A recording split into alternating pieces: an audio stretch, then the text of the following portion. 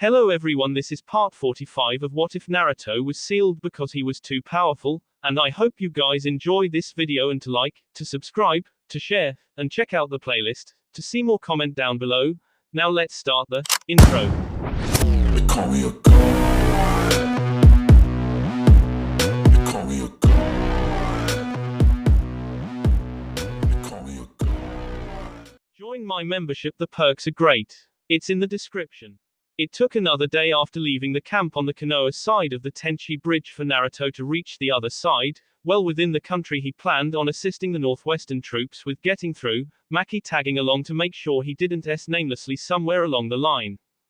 The company was definitely nice though, and Maki kept up with him throughout the trip despite the pace he was to reach the fortress guarding the Kusa side of the bridge before the stalemate could be any further set.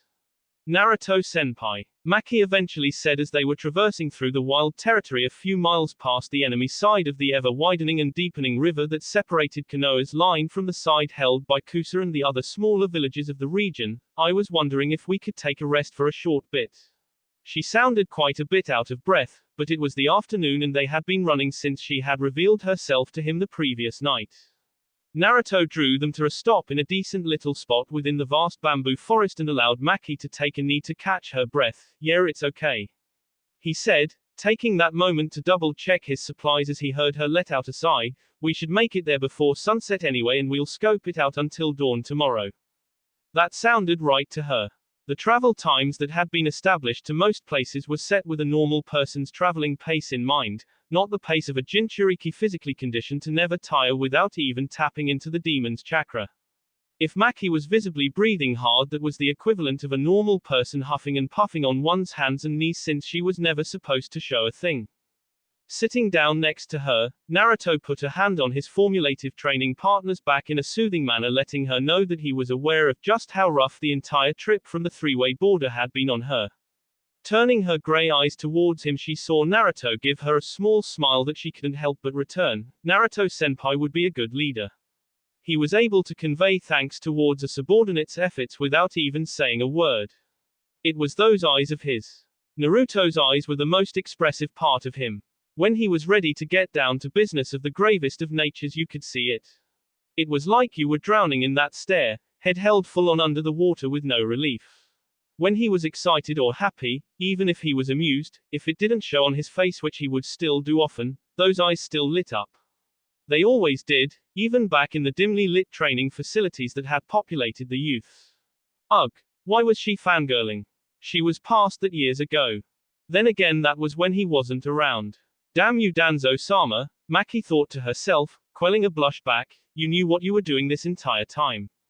It had to be inappropriate for her to feel that way about her captain, but it was hard to help. A children's crush she never quite grew out of, and also factoring into Danzo's plans was the fact that Naruto didn't seem to perceive it. Thank goodness for that. She would have of embarrassment if it had come to that. Root Kanoiki don't crush on anyone, even when they're supposed to. At that moment, Naruto sneezed as if his body was aware that she was thinking intensely of him, but his mind didn't catch up to the instinct as he instead brought up the mission at hand. All right, Maki-chan. Whenever you feel up to moving again, we're going to go ahead and do this. We'll be attacking by tomorrow at sundown. You mean after sundown, don't you? Maki asked curiously, running a tired hand through her dark hair. Yes, a full day to get down the nighttime guard rotational patterns. That sounds right. Naruto looked befuddled at her question at first. No. We're not attacking at night. We're doing this at sundown, if even that late. That sounded insane. Maki had never done any wet work during the light hours. It was too risky for a root operative to do so, since discretion was the most important thing. Konoha couldn't be linked to the things that they were busy doing. But then again, there was no reason for that kind of operating method here. War was already upon them, and of course Konoha would be the ones held responsible even if they had never been seen by a soul destroying the fortress on the CNF, Continental Ninja Federation, side of the line. No other power in the Grand Shinobi Alliance would be able to do so, as Kiri had yet to make a landing to the mainland. Kumo was stuck up in the northeast trying to move down through the countries with multiple lesser villages littering the lands without incurring massive losses, and Suna was in no condition to wage any sort of offensive at all. Why attack in the light? Maki asked him aloud, wondering what his reasoning was. Naruto wasn't the heroic S-type, and even if he was, there was no personal reason to go out into the open and take on a stronghold. Wouldn't attacking at night give us more maneuverability? No matter what, they're probably going to know we're coming anyway. Naruto said, checking the sharpness of his clan heirloom sword and frowning at it. He was going to see through damn space and time somehow. It was just too much to let go. The applications to such a technique would be incredible. But right now was about the mission and nothing else. Kusa traditionally has the most K senses in the world. Otherwise someone else would have done this mission a long time ago. And I'm a walking throbbing beacon of chakra. That and attacking at the end of a prescribed guard shift meant that they would get the worn down, ragged end of one half of the ninja and the barely woken up, not ready for action half that were meant to take their places on the night shift. That didn't sit well with Maki though. None of what was actually said aloud sounded positive whatsoever to her. Then why did the division commander send you for this mission? You're Konoha's Jinchuriki. You're the village's trump. That's why Yamato asked for me and they sent me. Naruto said with a shrug, I can get to the fortress itself, and if I can't get rid of it without being discovered, I can take the whole place down on the way out and fight my way back to Konoha's side of the bridge. If I knew I could get through that easily, I would have just skywalked over the chasm instead of taking the 2-day way around. But starting a whole big battle without even reaching the fortress would have been too much risk and too bull-headed. The mission was slated as a distance infiltration for a reason. The moment he used his special technique to cross the river, he would have been felt by even the S-sensor shinobi, and the entire force would have come right at him before he got even half a mile into their territory. He needed to get close so that he didn't get bogged down fighting his way to the fortress to give them time to reinforce its defenses. This way all he really needed was to take the fortress in one fell swoop, even if they did sense him when they got close. Better to be safe and sure than to be impulsive. It wasn't overthinking it either, it was just standard procedure. If you don't want to come with me, you can go back home. Naruto told Maki, surprising her as he resheathed his sword. When the fortress goes down, they're going to be coming out of the woodwork to get us back for it. It's really going to go south quick. He had done something like that recently when he had been clearing out Orochimaru's bases almost a full year ago. Maki wasn't the clear C-type the way he was. You came with me this far and I didn't ask you to, so I can't have you finish the rest of my mission for me too.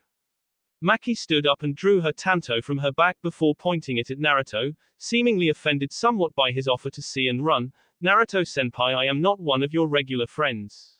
I'm Root, and a Root ninja doesn't cop out on their work, even if it's guaranteed to K them. That's what we're supposed to be used for. Well, you're still my junior, Maki-chan.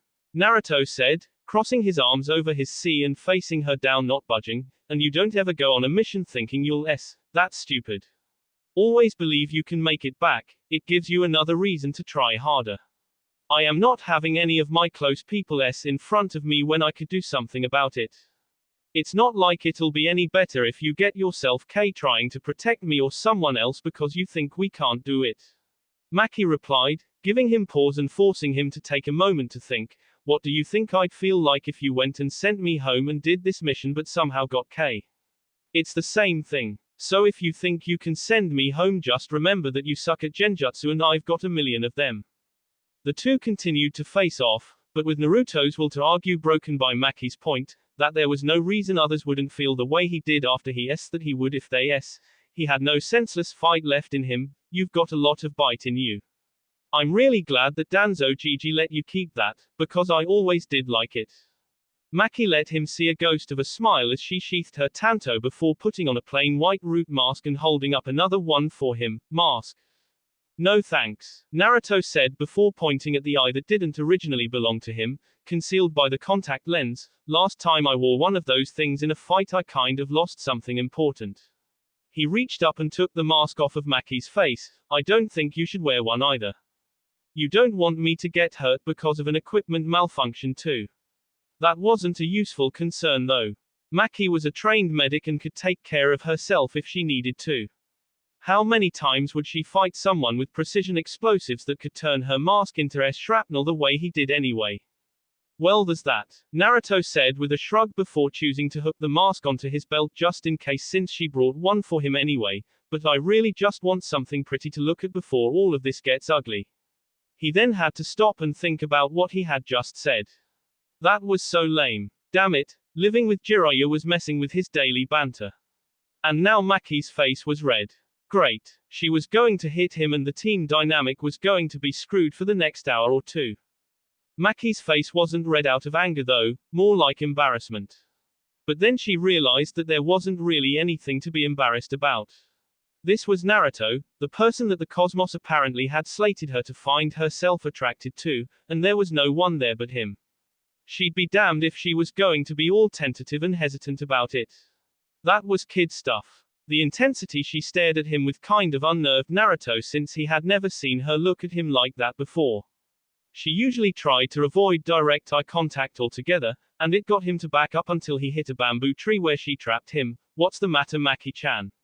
He asked her, wondering if inheriting one part of the curse from Jiraiya also meant he could talk his way out of trouble. How much time do you think we can allot to taking a bit of a break? Maki's voice was not giving him any tells as to just how upset she was, as was her intent. Her cloudy grey eyes were meant for bluffing, not like his bright blue ones. As long as we get there by nightfall to start checking things out, it doesn't really matter, I guess. A nod came from the Root Kanoiki, who then let out a sigh of seeming relief. That's good. This won't take nearly that long then, Maki said, confusing Naruto before she pressed her smaller body against his and K him. Over 10 years of pent-up tension around Naruto melted away just like that for her. Maki tried to get up on her tiptoes just to get at him a little bit better as she threw her arms around his N, and he more than let her do so, pulling her close to him and returning the K. Maki was a very pretty girl, and he knew her very well. It wasn't like this was illicit, though couldn't she have picked a more secure time for it? Or somewhere indoors. This was rather new. XXX. Sunagakure no Sato, Far West Front. Everyone that could be up and about in Suna happened to be out trying to reconstruct the village, as the vast majority of the shinobi populace were down to assist, all the way up to many of the Junin that were left after Pain's attack.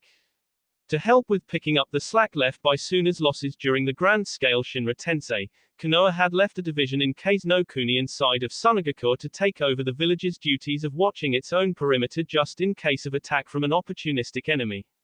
The large amount of medically trained ninja from Konoha that had been working around the clock to fix up the injured desert-dwelling citizens were by this point utterly exhausted, but were safe to rest by this time with the knowledge of a job well done. Other than routine check-ins by those more gravely wounded initially than others, there were really no more victims that needed healing. That was good because from that point the focus could be placed on rebuilding. There was a lot of work to do if Suna wished to bring itself back from the sand dunes it had almost been returned to permanently. All of this hard work and camaraderie, Maito Guy said with a shaking fist and manly tears spilling down his face, it's got my flames of youth burning brightly. Guy shouted at the top of his lungs, actually startling some of the Suna genin that were bringing large loads of building supplies into the village through the front opening in the dome that surrounded the valley village. Lee. We must take it upon ourselves to assist our Sunagakure allies in their spirited endeavor to rebuild their home. Yes, Guy-sensei. It is the affable thing to do. Lee agreed, also spilling rivers of tears from his eyes. You are so sensitive to the plight of our friends. It doesn't make you less of a man to be emotive, Lee. Guy-sensei. Lee. Guy-sensei. Lee. Guy-sensei. The two met in a hug as a blazing sunset appeared over the horizon of the cliffs of Suna, getting the attention of one of the contracted foremen who were rebuilding the once great village. What the hell's with this sunset? We've got 5 hours until the sun should be going down. We're not losing light today. Tenten walked over and punched the two taijutsu specializing men in their heads to get them to break apart lest they offset more people than just the young genin and small children of Suna that they were scarring for life with their overeager actions, in case you two forgot we're supposed to be heading to the top of the outside walls to keep watch. She said, pointing to the designated area where Neji already was as both Guy and Lee got up off of the round, not moving supplies in and out of the village. Up on the wall in question, Sakura was sitting and looking down, shaking her head at the antics of the namesake of Team Guy. She then turned her attention to the nearby Kakashi who was with Neji. Kakashi-sensei, Guy-sensei kind of has a point. Why aren't they letting us help them rebuild their village? We're here to help, and wouldn't a Suna ninja know better how to keep watch over things? Well, we do have genin doing that. Kakashi said to Sakura in explanation as he walked over to his pink-haired student, and do you think you're going to be any help in rebuilding? You're not exactly spry and ready for full physical labor. He took note of the bags underneath Sakura's eyes and that she was slightly pale. Symptoms of chakra exhaustion and overusage of military rations pills, so first and foremost you need to rest. Choosing to interject, Neji nodded within sight of Sakura, everything is handled here. Luckily I'm something of a scouting specialist. If anything comes from the side of the wall I'm on I'll see it before it ever reaches the village. This was why Neji and the other 11 Hyuga clan members dispatched to Suna operated in each cardinal direction on the wall in 3 separate shifts with the teams they usually worked with. Kakashi nodded in Neji's direction and turned back to Sakura, his eye shutting to reveal that he was smiling, you see. So you can let yourself get a bit of sleep. You look like you need it more than anyone here. Despite that, Sakura still looked apprehensive to doing nothing. If you don't get some sleep I'll put you to sleep with a genjutsu. Don't lie to me and tell me you have the energy to fight one off right now. This is a direct order from a Junin. 2 of them. Neji added, his Byakugan eyes scanning the sea of sand before him. All right, Sakura said, standing up to walk herself away from the top of the wall, swaying slightly on her feet and giving more credence to Kakashi's point, I'm going back to the barracks. But the second I wake back up I'm coming out here again. She finished as she walked away, trying to make it seem as if she had some kind of autonomy over the whole situation. As they watched Sakura walk away, Kakashi commented to Neji with a sigh, Ma, not even my student anymore and she's still giving me headaches, just like the other one. Apparently Tsunade-sama passes down being stubborn to her apprentices as well. But that would mean that Jiraiya-sama passes down. He let out a small giggle but shook it off, saving such a thought for later when he had free time to read. Neji's eyes seemed to squint as he picked up something on the horizon. I believe 2 Sunagakure shinobi are on their way back from a patrol. 2 Suna shinobi. That wasn't right. At the time, every outgoing squad sent to do anything C rank or over would have 2 Konoha ninja with them to supplement the force that was lost due to injuries, death, and rebuilding purposes of the village. There's no one from Konoha with them. No, Neji said, feeling the same sinking feeling in his gut that he assumed Kakashi felt as well, and they seemed to be very injured. We should summon some medics to meet them at the entrance. There was a terrible sense of foreboding setting in his heart as Kakashi summoned Pakken to inform the other shinobi on watch of the incoming wounded. XXX. You know Kuni, past the northeast border of Hai no Kuni, northeast division front. We're glad you're here Jiraiya-sama. Genma Shiranui said as he accompanied Jiraiya through the buzzing battalion camp. Konoha ninja were all over, many of them dirty and a few coming into the camp were covered in dirt and grime and signs of battle. The dozens of hidden villages in this region had working relationships to keep from stepping on one another's toes for business before the war broke out. A nod came from the grim-faced Jiraiya, I'm aware of that. I've been reporting that for years. It was relevant information, but it had never really applied to Konoha, as the village that these villages had the main problem with was Kumo, whose military might raise tensions in the area due to their never having demilitarized like many others, and that's the major problem here, isn't it? Genma rolled the senbon around in his mouth as something of a nervous tick and took a map from the other shinobi escorting the VIP, the scar-faced Reidu Namiashi. He pointed out the stretch of smaller countries between Hai no Kuni and Kaminari no Kuni. The entire region is choked with enemies. This entire battle that we're in as we speak, we're only fighting one village right now.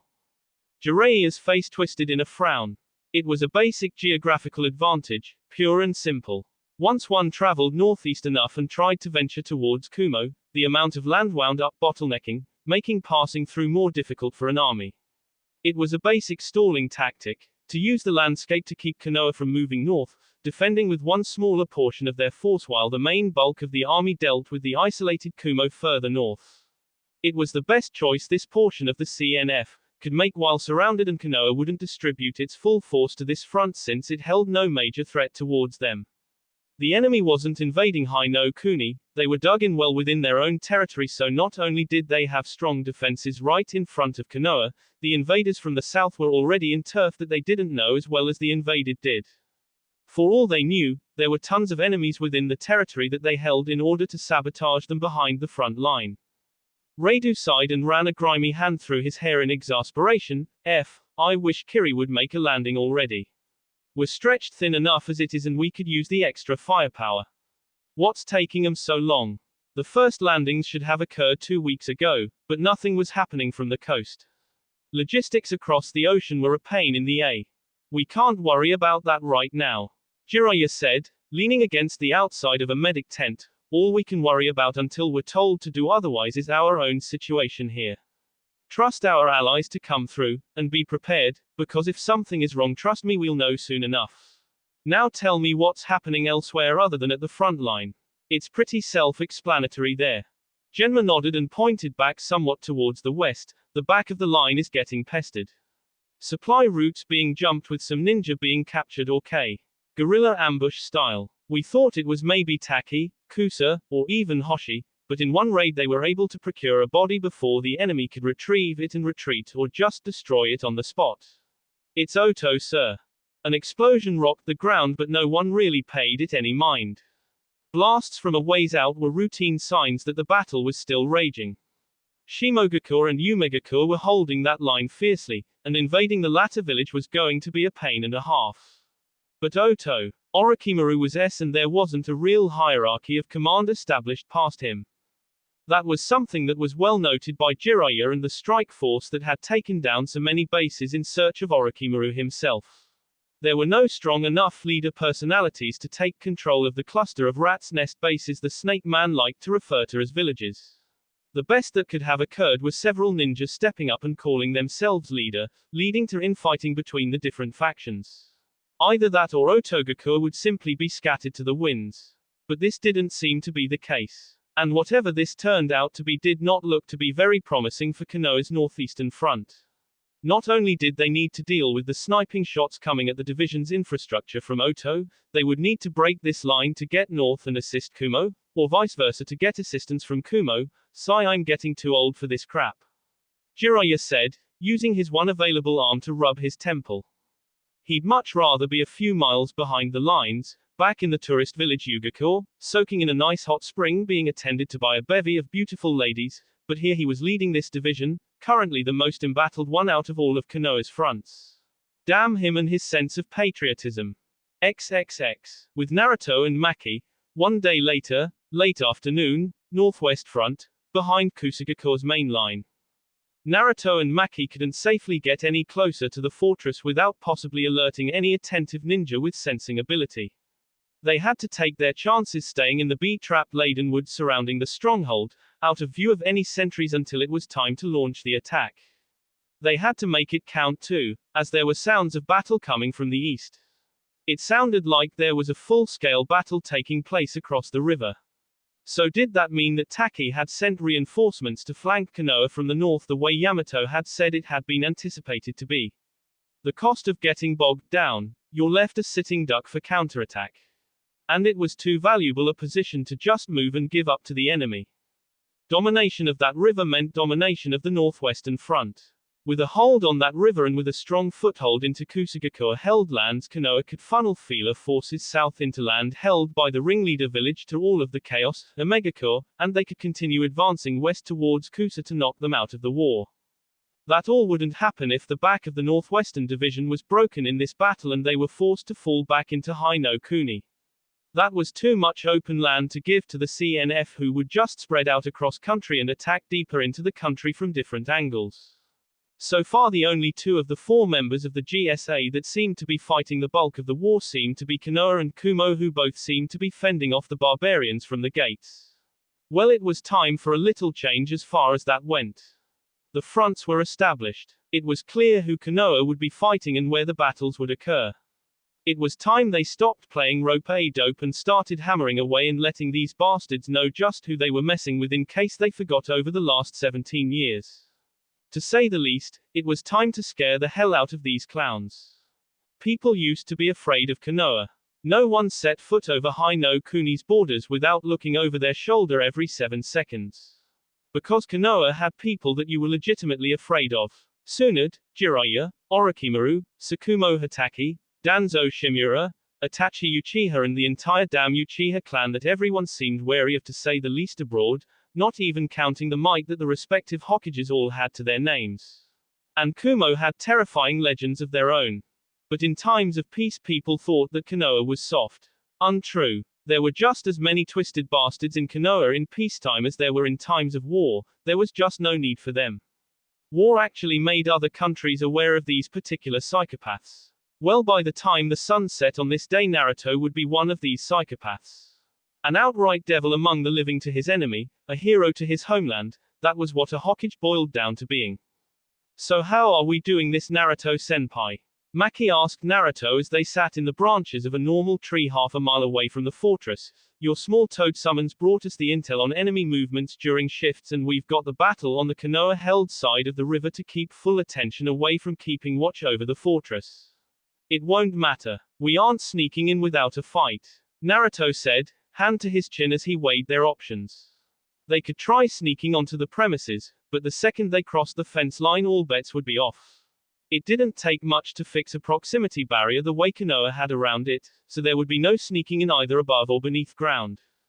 So a preemptive strike from the outside was a decent bet. Do something else that was bigger than the Takagakure-centric battle across the river to draw attention away from two simple ninja that you may or may not be seeing trying to use that as an excuse to sneak into your fortress. It had to be something that one simply could not ignore as well, or else it wouldn't work. I've got an idea, Naruto said aloud to Maki. We need a massive distraction. Something that'll make these guys panic. So all I've got to do is choose a move to make, because I've got like 5 different things I can do right now to do that. No raisin shuriken, Maki told him with a stern finger, maybe raisin rice-ki though. I need your arms intact. I fixed the raisin shuriken thing the last time I trained with Ero Kyofu. Naruto responded, rolling his eyes. But he wasn't about to launch a game-breaker kinjutsu. He needed something that could and would let them know just how screwed they were. With one of his Rasengan improvements they'd barely have time to register what happened. No, he needed something more than just a flash of violence. He needed something PTSD-inducing. And just what could cause more mental trauma and night terrors than a toad the size of a biju terrorizing and attacking you and your comrades full tilt. Naruto stood up from where they were sitting and motioned for Maki to follow him as they got a bit closer. Close enough to get full sight of the fortress. It was a large stone structure surrounded by tents that were probably supply facilities. People were bustling around well within sight of the two Konoha ninja while Maki brushed Naruto's elbow to get his attention. What is our plan for getting in going to be? Make them ess their pants after they see this, Naruto said, biting his thumb and rolling through the hand seals for a summoning. You'd better stay close to me and hold on, Maki-chan, Naruto advised her, giving her time to grab a hold of him before he s his hand onto the ground. Kuchio's no jutsu, summoning jutsu. From a massive puff of smoke, out stepped a massive magenta horned toad in a black kimono with a Sasumata in its hand and a large shield on its back. Both Naruto and Maki were on top of his head, though Naruto stood next to a larger than him Gamakichi and Maki was sitting on Gamakichi's back. Naruto ni, what's up? Gamakichi asked Naruto, glad to see his familiar before noticing that he was standing on Gamaken's head, and there was a human woman on his head, and underneath Gamaken there were tons of shinobi freaking out at the sight of him. What did you just summon us into? A fight, Naruto said, patting the orange toad on the side of the head. Are you and Gamaken ready to get down to business? I'm counting on you guys. Gamaken heard Naruto's voice and addressed the newest master of Sage Mode, Naruto-san. You require our assistance? He asked the young blonde man. Yeah, Naruto said, pointing down at the fortress and everything surrounding it. We're destroying that, then we're heading east, and we've got to raise hell the entire way. You're up for that, right? Gamaken nodded and readied his weapon and his shield, prepared for battle and focused on the coming combat.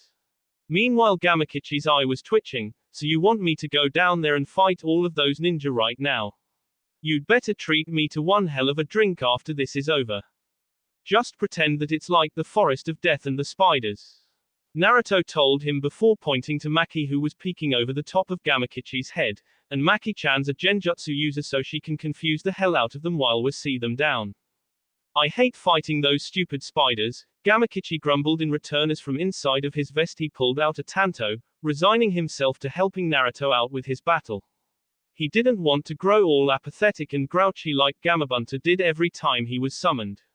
He then noticed the girl sitting on him and noticed that she smelled faintly like Naruto, putting a smirk on the toad's face. Go Anarchy.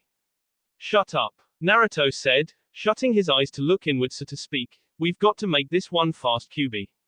Do you have my back for this one or am I on my own? Yes, I'm on it, you hairless monkey. Kyuubi growled, channeling nature chakra in Naruto's stead to transfer it to him. Make it quick so I can go back to sleep.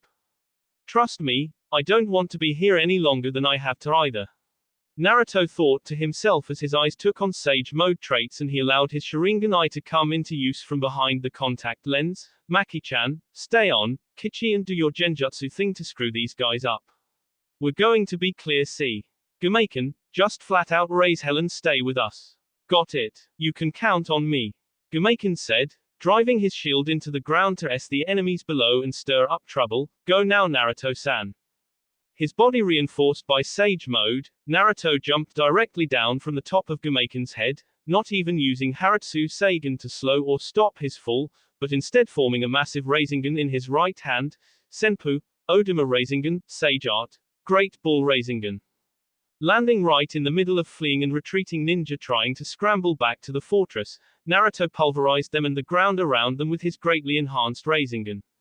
The smoke cleared, but before it ever even could, he was already out faster than they could keep up with. See them down with the Sennenki no Ken.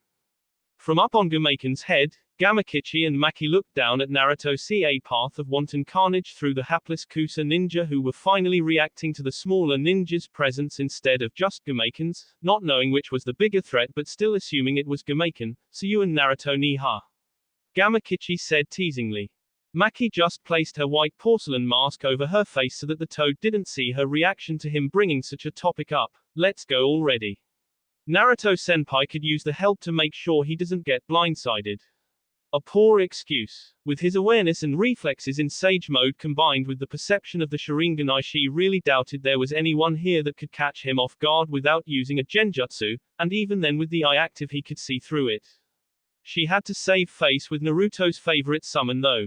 Okay, hold on tight then. Gamakichi warned her as he jumped off of Gumaken's head to follow in Naruto's wake as he continued to bulldoze his way through the Kusa shinobi with practiced ease. Just like fighting the spiders, only people were smarter. Why aren't you using your Kage Bunshin Naruto ni? Gamakichi asked as he cleaved through 3 Kusa shinobi upon landing safely on the ground with his powerful legs. I can only make 5 when I'm in Sage Mode. Naruto said as the fight continued. If I try to overload what Kyuubi can handle, he could lose full control and I'd still turn to stone. 5 isn't enough to make much more of a difference in this case anyway. Oh, well, do that move of yours that messed that mountaintop up. Shut up. I'm gonna, just give me a second. You shut up. Hey, girl on my back, tell Naruto ni to shut up and fight. Both of you shut up and fight, Maki said, still sitting on Gamakichi's back as the toad continued to fight.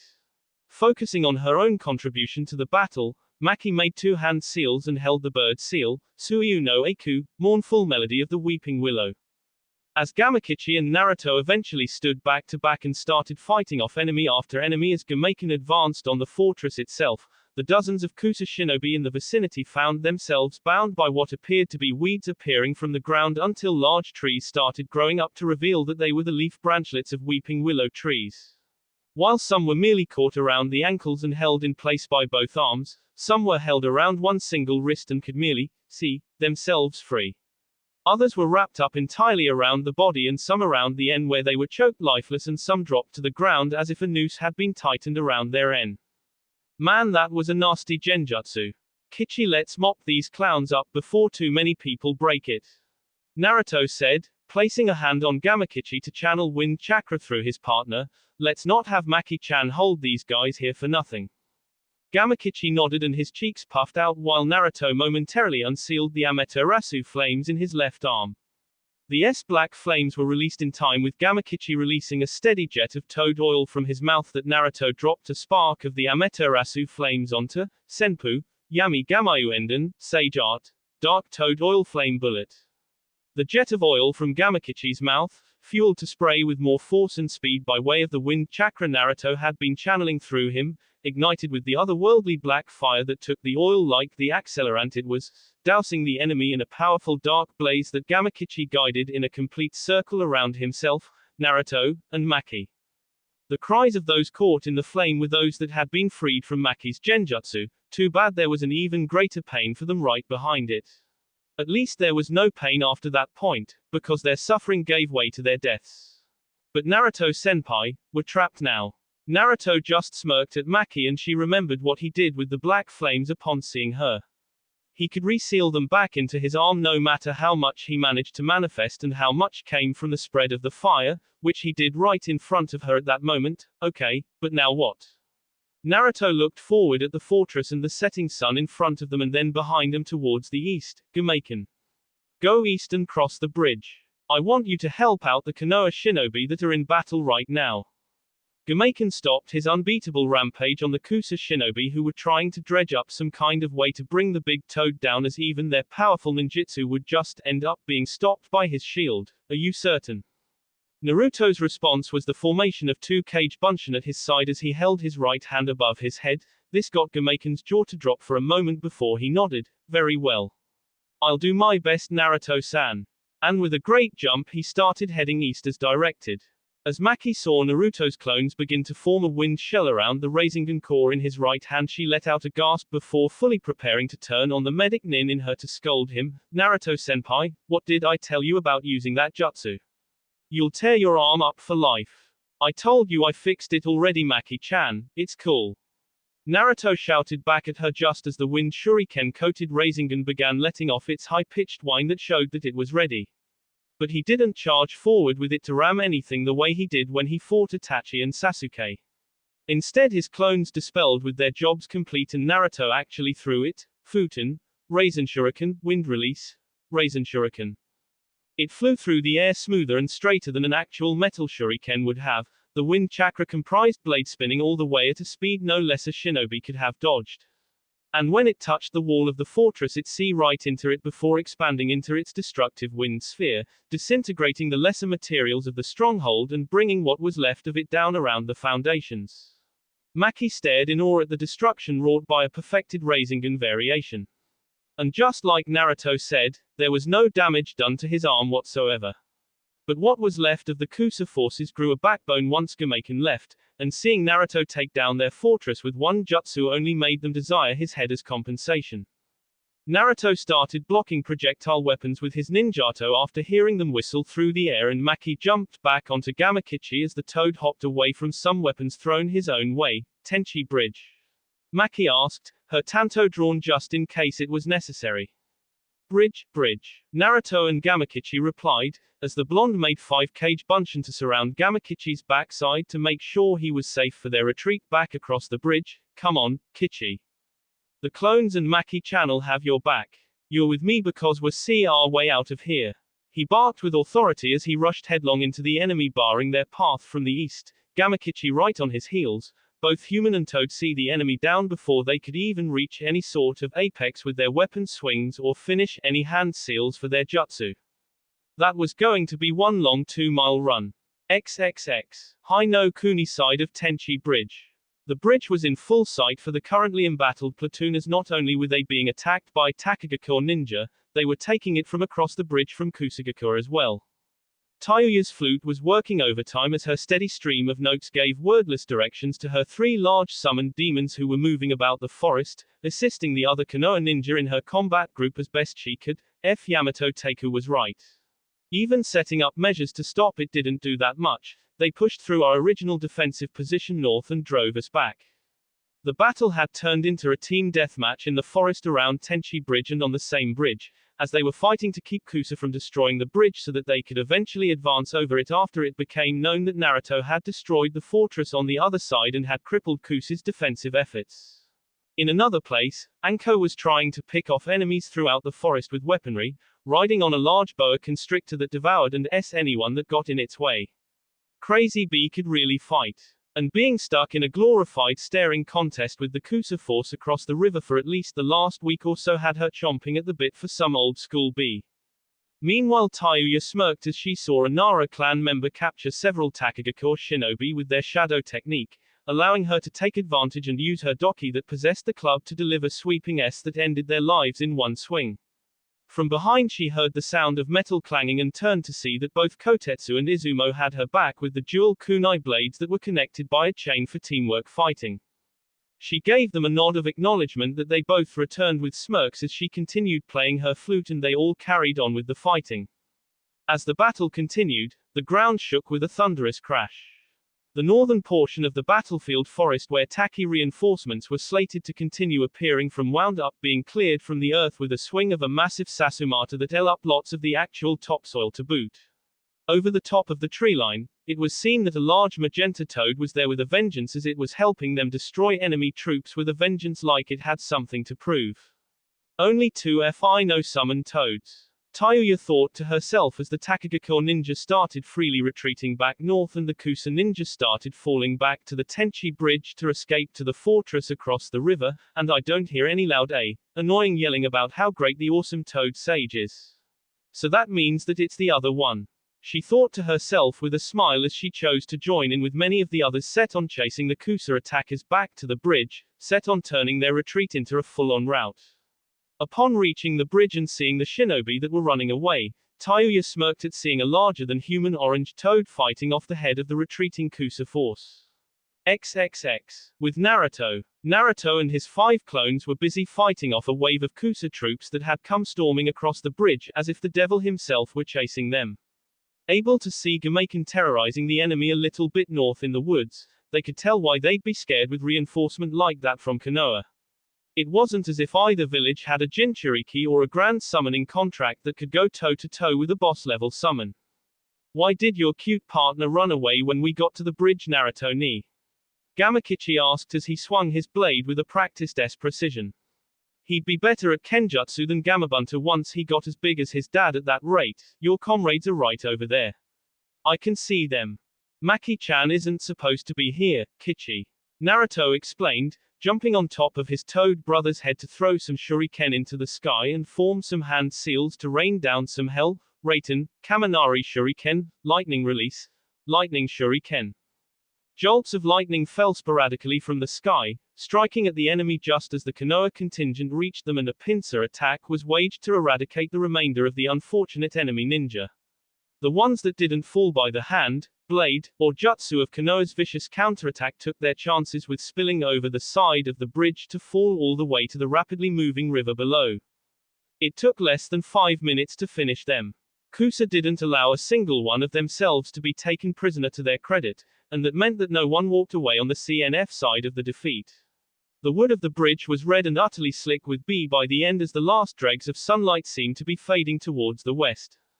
The other portion of the battle had ended as Konoha had allowed Takagakure to retreat in exchange for rushing full tilt across the bridge and clearing out the forests of that side to assert a solid foothold on Kusa's landholdings. Gameiken had dispelled in a massive puff of smoke that could be seen for miles. From that point, Gamakichi and Naruto just watched as the division seemingly picked up and moved a significant portion of their operation right across the bridge like clockwork, barely an hour after the bulk of the battle ended. Not a moment was wasted, not a single beat was missed. Efficient as all hell. Danzo would have been smirking at that sight if he was still alive. He knew for certain that the Kyuubi within him approved of the domination shown by its Jinchuriki. Smells like B, death, and defeat, Naruto ni. Gamakichi commented as he and Naruto started walking past the other ninja heading across the river to advance to the new base point to the command post back on the original Konoha side for some rest. Right, smells like victory. Naruto said, sage mode long since faded away due to having no further need for it as he rubbed away a stray bee on his cheek and noted that his clothes were more or less coated in it. He seriously needed a shower and a change of clothes like nobody's business. I've still got an adrenaline rush, but I'm going to crash like a Nara when this fades. He gave the toad a pat on the back as they kept walking. Now let's go get you that drink, buddy. Don't touch me with those hands until you wash, Gamakichi said, faking disgust as he himself had just as much bee on him that he was going to wash off first thing after taking himself home. Do you know how many people we K today? It had to be more than 200. If you're in Gameiken's K count as my K since I summoned you both, I think I K like 500. Naruto said, remembering the conversation he had with Jiraiya a long time ago about the body counts of the most powerful shinobi of their time. I'm not counting taking down the fortress. I have no idea how many people were in there. Gamakichi let out a low whistle and tried to estimate just what his contribution to the battle had been. I got more than you. Maya, you did. A playing punch to Gamakichi came from Naruto as the two shared a smirk. I saw everything I did in slow motion, remember?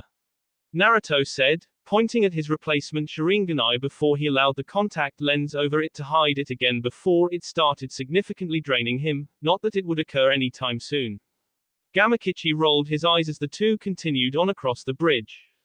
At the end of the bridge, leaning against one of the main massive beams that held the absurdly large rope suspension bridge up was a battle-weary Tayuya who had apparently been waiting on Naruto to come back that way. Seeing her in the growing early darkness of the evening, Naruto gave Gamakichi a pat on his vest-covered back. Hey, go on ahead and get yourself your sake. If they don't already get it for you when you ask, just say that you're with me. I'll catch up in a minute. Not really making Tayuya out at that point from that distance away with all of the ninja coming their way to cross the bridge and the fact that he'd seen so many humans with flak jackets on that day that they started blending together for the orange toad, he nodded and hopped off ahead of Naruto as he started lagging a bit behind. Eventually coming to a stop in front of Tayuya, the two gave each other a once-over, frowning at what they both saw of the other's haggard-looking appearance and speaking simultaneously. You look like hell, S. They said at the exact same time, blinking at one another for the comments in stereo. Naruto let out a chuckle and held up one of his black-gloved hands to scratch at his blonde hair that also had B in it in flex. Well, I try to be nice and just say hell and you go right for the T and say I look like S.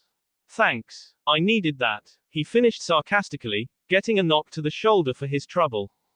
I was being nice. I could have said you look like something worse than S, believe it or not. Tayuya said with a toothy grin despite how exhausted she looked otherwise. He honestly had no other choice but to believe her. He had legitimately heard Tayuya angry at someone before instead of just how she normally spoke, and her cursing got far more liberal and creative when she found someone to hone in on like a pit bull, I guess. So was this fast enough for you? 3 days instead of 4 like you thought. That's what I call results. I guess sir, Tayuya replied in a voice of false pondering, still kind of slow though. You really made us work for that one Uzumaki, but at least you showed up for the party altogether. I knew you wouldn't get your K while you were over there. Naruto was able to see that Tayuya's body was rather weakened by her lack of useful energy at this point and put her on his back piggyback style as he started walking back to the command post. Oh, you figured I'd be back because nobody's stopping me until I become Hokage like I said, right? Instead of fighting it and telling him she wasn't some fragile bimbo that needed to be carried, Tayuya just let it happen and decided that there were worse ways to be treated by someone like Naruto, going along with the ride and wrapping her arms around his end to hold on. No, that's not it. It's because I thought you'd have made this whole thing work out somehow, even if you had to find a way to tame the goddamn plant life over there to help you out. You're AF nutcase, you know that. Naruto just shrugged as if to say, so what? As he was already aware of that to a certain extent.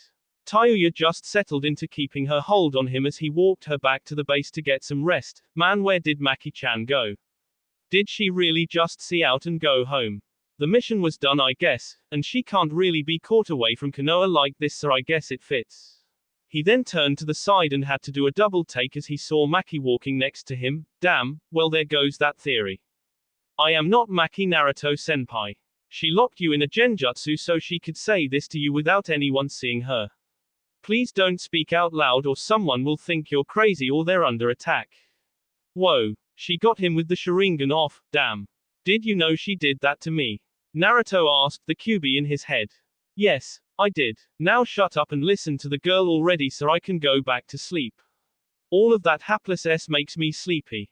Not waiting for a response as she wasn't programmed to respond to remarks, Genjutsu Maki spoke her predetermined words. Root is about to begin their own black ops behind the scenes of this war and it was made easier for us to begin because of this mission. We'll still be helping you when we think it's prudent and we might be able to do it freely as well because for the moment we have Hokage-sama's silent blessing to go ahead with our operations at least until the end of the wartime conditions. Naruto's eyes widened, but he nodded to himself almost imperceivably. Good old Tsunade Barkin. Yeah, give em a chance. That was good. That was very good. So until we can meet again, Naruto-senpai, I have one more message to give you. Genjutsu Maki said before turning to glare at Tayuya on his back and smiling sweetly at him himself. Don't get yourself being stupid, and don't you forget about us either. The message was her subtle way of saying, don't forget about me. No problems there. And just like that, the genjutsu ended with Naruto still walking through the forest as if the illusion had never settled over him. Tayuya didn't notice, and apparently neither did any of the other ninja walking through the woods towards the bridge and also heading back to the command post. He let himself smile a bit with a short chuckle that got Tayuya to stir a bit on his back, wondering what was so funny. XXX. Sunagakure no Sato, temporary command area. Gaara sat at a table inside of a large tent that had been set up for the Kazekige's day-to-day business until the Kazekige mansion could be rebuilt, but that wasn't as important to Gaara as the rest of the village, thus these conditions were fine for the moment. Instead, the news he was hearing from two of his shinobi that had been met at the outskirts of the village with a pressing issue as far as matters of importance went, and you're telling me this for certain? Yes, one of the two turban-wearing Tsunachunin said. Their injuries were light, but their news was very, very grave. Ishigakure, Tanagakure, and Omegakure forces are being led through the desert towards our location at this moment. The other Tsunachunin looked extremely shaken not just by what they had learned but what it had taken to get back. Those Konoha ninja, when we were discovered by the enemy and were pursued, they held them back for us while we ran here to give you this information. Also in attendance to hear of this news, Kankuro and Temari showed a bit of surprise at this news, and you just let them without a fuss. Kankuro said with some discontent. The first of the two Chunin rapidly shook his head. No, we said that they should be the ones to rush to the village since we knew the terrain better than they did and might have been able to fight better even against the numbers. But they said that this was why they should stay behind, because we knew the terrain better and would have made it back here faster. I lost count of how many days we ran for. They said that Suna had lost enough for the time being, the more visibly affected of the two said, and it was 3 days. We had run for 3 days before coming back here. They're coming from the northeast. Am's direction. This is not good, Temari said, shaking her head and adjusting her war fan on her back uncomfortably. Gaara. What are we going to do? Instead of giving his older sister a definite answer, Gaara sat in his desk, his hands clasped underneath his chin with his seafoam green eyes hardened in thought. What else do we do? Gaara asked rhetorically. We stop them. This is when we show the world that even weakened as we are, one does not merely invade Sunagakure. He stood up from his seat and for the first time in years, everyone in the tent felt a measure of fear when looking at the Jinchuriki of the Ichibi no Shukaku. Send a messenger hawk towards Konoha, but do not prepare as if reinforcements are a definite possibility. For some reason this time though, the fear they felt when looking at Gaara made them all feel good. Maybe it was because this time it wasn't a crazed demon container that despised life. This time it was because it was the Kazekige talking. And he just so happened to be that same demon container. The more things change. Jutsu list. Suiyu no Eiku, mournful melody of the weeping willow. A-ranked genjutsu. Supplementary, offensive, close to mid-range. The jutsu creates the illusion of a weeping willow tree that will ensnare an enemy. The severity of the ensnarement depends on the susceptibility of the foe to genjutsu. The weaker against it they are, the tighter they will be initially caught. Can range from having an ankle or an arm stuck to having one's T constricted to the point of strangulation and death. That will be all for this video. Be sure to like, subscribe, share, and comment down below for more videos. Goodbye.